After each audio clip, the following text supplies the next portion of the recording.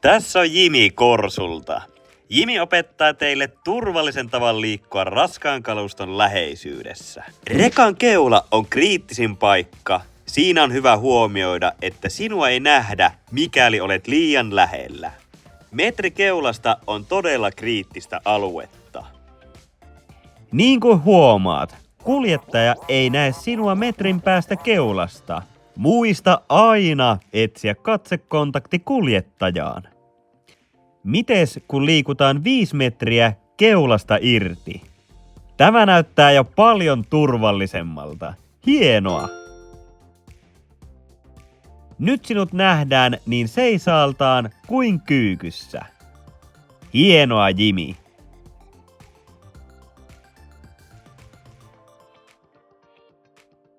Rekkaa lähestyttäessä sivulta on muistettava, että isot peilit voivat peittää sinut kokonaan kuljettajan näkökentästä. Eli kiinnitä huomiota, miten sijoitut rekkaa lähestyttäessä sivusta päin. Etsi aina katsekontakti kuljettajaan. Pienillä asioilla on merkitystä.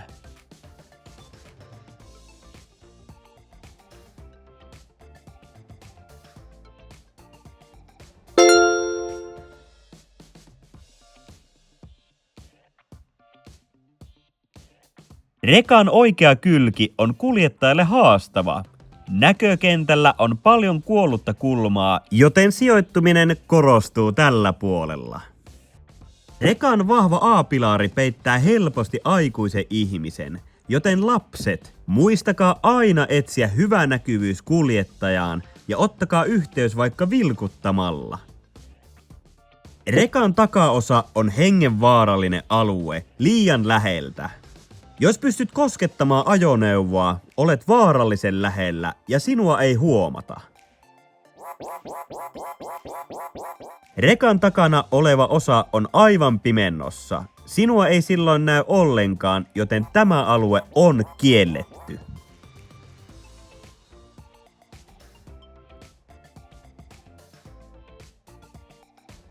Sijoitu aina vähintään 7 metriä rekan takaosasta viistoon.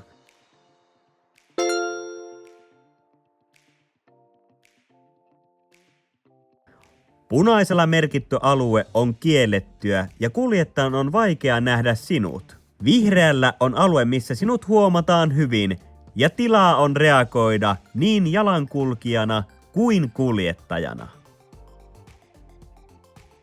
Katsotaan vielä tilanne aidosta paikasta.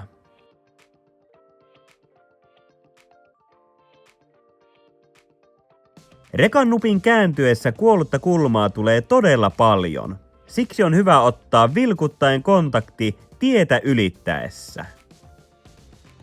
Ja homma sujuu mallikkaasti. Tässä vielä havainnollistamaan kuollutta kulmaa rekan kääntyessä. Muista siis huomioida tämä liikenteessä.